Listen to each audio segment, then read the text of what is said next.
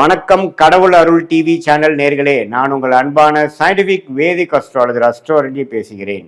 நல்லது நினைப்போம், நல்லதே நடக்கும். இந்த வீடியோ நம்ம என்ன பார்க்க போறோம்னா, சிம்மராசிக்காரர்களுக்கு ஜூலை 2026 எத்தகைய ஒரு பலாபலன்கள் நிறைந்த ஒரு மாதமாக இருக்க போகுதுங்கிறது சயின்டிபிக் வேதிக் அஸ்ட்ராலஜி முறையில எந்த விஷயத்தையும் மிகைப்படுத்தாமல், பரிகாரங்கள் அது மாதிரி மூட நம்பிக்கைகள் எல்லாம் போகாமல், ஒரு கிரகம் ராசிக்கு இந்த இடத்துல இருக்கும் பொழுது எது மாதிரி கர்ம பலன் நமக்கு செயல்படுகிறது, கர்மா எப்படி நம்மளுடைய வாழ்க்கையில் சாதகமான சம்பவங்களாகவும் சாதகமற்ற சம்பவங்களாகவும் உருவெடுக்கிறதுக்கு இந்த ஒளி தத்துவம் எப்படி துணை புரிகிறதுங்கிறத சயின்டிபிக் வேதிக் அஸ்ட்ராலஜி முறையில் துல்லியமான முறையில் நம்ம பார்க்க போகிறோம். இப்போ ஒரு சிம்மராசிக்காரர்களுக்கு ஜூலை 2026 எப்படி வரும்பொழுதுன்னு பார்க்கும்பொழுது, அஷ்டம சனியால் பாதிக்கப்பட்டு இருக்கக்கூடிய சிம்மராசிக்காரர்களுக்கு குரு 11ஆம் இடத்திலிருந்து சில நன்மைகளை கொடுத்து கொண்டிருந்தார். 7ஆம் இடத்தில் இருக்கக்கூடிய ராகுவை பார்த்து கொண்டிருந்தார். ராசிக்குள்ள இருக்கக்கூடிய கேது இருக்கிறார். ஸோ ஆனால் இப்போ குரு 11 இருந்து 12க்கு வந்தனால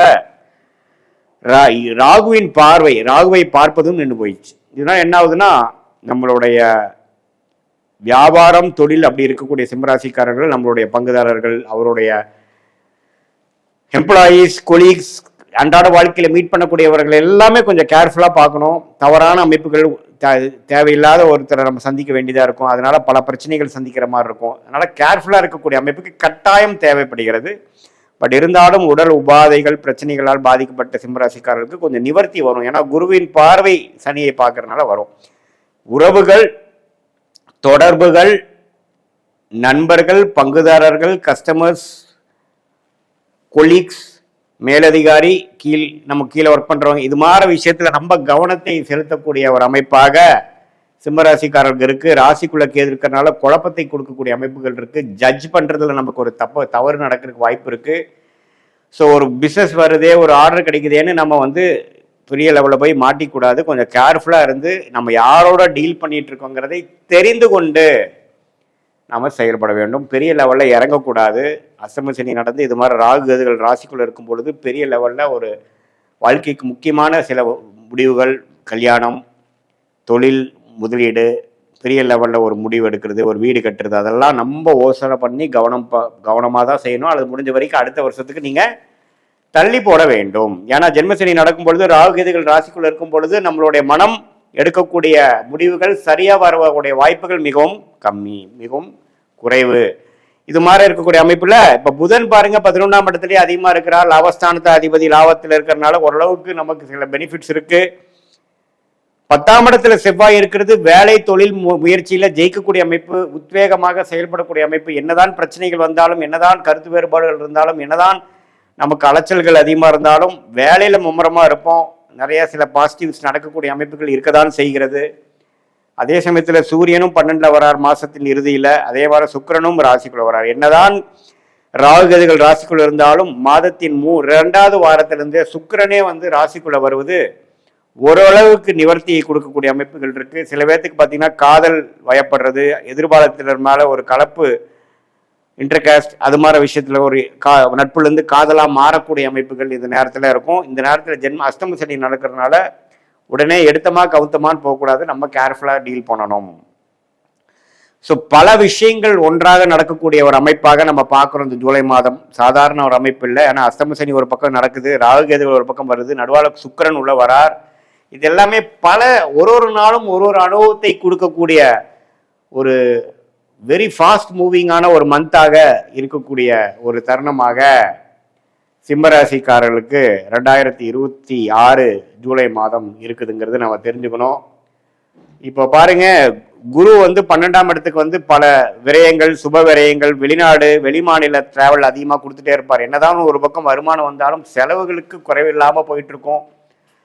அப்பா அம்மாக்காக உடல்நலத்துக்காக சில செலவுகள் பண்றது, லோனுக்கு இஎம்ஐ கட்டுறதுக்கு செலவு பண்றது, எல்லாம் பண்ணி என்னதான் வருமானம் இருந்தாலும் கடைசியில் நமக்கு ஒண்ணுமே மிஞ்ச மாட்டேங்குதுங்கிற மாதிரி ஒரு அமைப்பு. மாணவர்கள்லாம் கொஞ்சம் சிரத்தையா படிக்கிறதுல கொஞ்சம் குறைநிறைகள் இருக்கிறது. படிச்ச அளவுக்கு எஃபோர்ட் போட்ட அளவுக்கு ரிசல்ட்ஸ் வராத அமைப்புகள், வெளிநாடு அது மாதிரி எதிர்பார்க்கிறவங்களுக்கு கொஞ்சம் லேட் ஆகிட்டே இருக்கிற மாதிரி அமைப்பு, திருமண தடைகள், இது மாதிரி விஷயங்கள்லாம் கொடுத்து கொண்டு இருக்கக்கூடிய சிம்மராசிக்காரர்கள் இந்த ஜூலை மாதம் முழுக்க கவனமாக இருக்கணும். என்னதான் வேலை தொழிலில் உத்வேகமாக இருந்தாலும் புதிய தொடர்பு வரும்பொழுது கேர்ஃபுல்லாக இருக்கணும். இதுதான் ஒரு பொதுவான பலன் சிம்மராசிக்காரர்களுடைய. உங்களுடைய பிறந்த தேதி, பிறந்த நேரம், பிறந்த உரை வைத்து வரக்கூடிய ஜென்ம ஜாதகத்தில் திருக்கணித பஞ்சாங்கம் போட்டு உங்களுடைய லக்னம் என்ன, உங்களுடைய நட்சத்திரம் என்ன, பூர நட்சத்திரமா, மக நட்சத்திரமா, உத்திர நட்சத்திரமாங்கிறதான் தெரிந்து அந்த லக்னாதிபதியோட தன்மை என்ன, தசாபுக்திகள் என்ன போயிட்டு இருக்கிறதுலாம் ஒருங்கிணைத்து இப்போ நம்ம பேசின ராகு கேது சனி இந்த கோச்சார பலனையும் சேர்த்து வைத்து பார்க்கும் பொழுது உண்மையே துல்லியமான பலன் சயின்டிபிக் வேதிக் அஸ்ட்ராலஜி முறையில் அடுத்து வரக்கூடிய ஷார்ட் டேர்ம் எப்படி இருக்குது, அடுத்து வரக்கூடிய லாங் டேர்ம் எப்படி இருக்குங்கிறதெல்லாம் நாம் கண்டிப்பாக துல்லியமாக பார்த்து அதுக்கு தகுந்த மாதிரி உங்களுடைய வாழ்க்கை முடிவுகளை எடுக்க வேணால் கண்டிப்பாக வாழ்க்கையில் வெற்றி பெற முடியும். சயின்டிபிக் வேதிக் அஸ்ட்ராலஜி முறையில் நாம் என்ன நமக்கு காத்திருக்கிறது, என்ன பிராப்தம் காத்திருக்கிறது, எது மாதிரி விஷயங்கள் நமக்கு யோகமாக இருக்கிறது, எது மாதிரி விஷயங்கள் நமக்கு சரி வராது, நமக்கு வேலையா தொழிலா, வெளிநாடா உள்நாடா, பிரைவேட் செக்டாரா அரசு உத்தியோகமா, அல்லது நம்மளுடைய அடுத்த வேலை மாற்றம் எப்போ பண்ணலாம், எப்போ growth, எந்த துறை நமக்கு நல்லா இருக்கு, துறையிலேயே கிளை துறைகள் எப்படி நல்லா, எந்த துறை நல்லா போகலாம், திருமணத்தை எதிர்பார்க்குறவங்களுக்கு நமக்கு லேட் மேரேஜா ஏர்லி மேரேஜா, எத்தகைய ஒரு திருமணம், அரேஞ்ச் மேரேஜா லவ் மேரேஜா, இது எந்த நேரத்தில் வரப்போகுது, அதெல்லாம் தெரிந்து கொண்டோமா அதுக்கு தகுந்த மாதிரி வாழ்க்கை பயணத்தை நீங்களே திட்டமிட்டு எந்த நேரத்தில் எது செய்வது நல்லதுங்கிறதை பொறுத்து போனால் ஃப்ரஸ்ட்ரேஷன் இல்லாமல் தேவையற்ற சமய விரயங்கள், தேவையற்ற பொருள் விரயங்களை தவிர்த்து நம்மளுடைய கர்மா என்ன சொல்லுகிறது, நம்ம எந்த நேரத்தில் பிறந்து எந்த தேதியில் பிறந்தோமோ அந்த அமைப்பு வைத்துதான் கர்மா செயல்பட போகிறது. அந்த பிராப்தமுக்கு நிகரான அமைப்பை நாம் வாழ்க்கையில் திட்டமிட்டோம்னால் எதிர்நீச்சல் போடாமல் தேவையற்ற செயல்கள் செய்யாமல், ஏன்னா நம்ம வாழ்க்கையில் 1000 வருஷம் வாழ போகிறதில்ல, வாழ்றது என்னமோ 75-80 வருஷம் நம்மளுடைய ஆயுசு நல்லா இருக்கும் பட்சத்தில், அதில் 25-30 வயசுலேருந்து நம்ம வேலை தொழிலுக்கு வரப்போகிறோம். ஸோ அடுத்த 30 வருஷம் ரொம்ப முக்கியமான வருடமாக இருக்குது.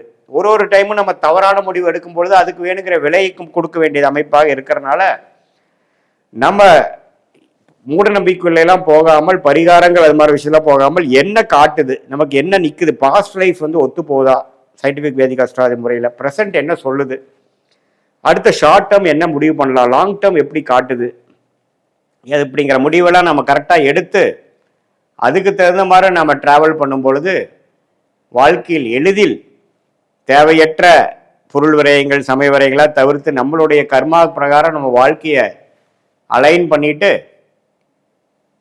நம்மளுடைய ஃபார்ச்சுனேட்டான துறை என்ன, ஃபார்ச்சுனேட்டான படிப்பு என்ன, படித்தது ஒன்றா இருக்கும், வேலை செய்கிறது வேறையாக இருக்கும், தொழிலாக இருக்கட்டும் அது வேறையாக இருக்கட்டும், எந்த துறையில் நம்ம பணம் சம்பாதிக்க முடியும், எந்த தொழில் நமக்கு எளிதாக வரும் அப்படிங்கிறதெல்லாம் தெரிந்து அதில் நம்ம ஃபோக்கஸ் பண்ணும் பொழுது வாழ்க்கையில் வரக்கூடிய சேலஞ்சஸ், வாழ்க்கையில் வரக்கூடிய எல்லா போராட்டங்களையும் தாண்டி நம்ம வாழ்க்கையில் ஜெயிக்க முடியும் என்பதை நான் சொல்ல கடமைப்பட்டிருக்கிறேன். மீண்டும் மற்றொரு காணொளியில் சந்திப்போம்.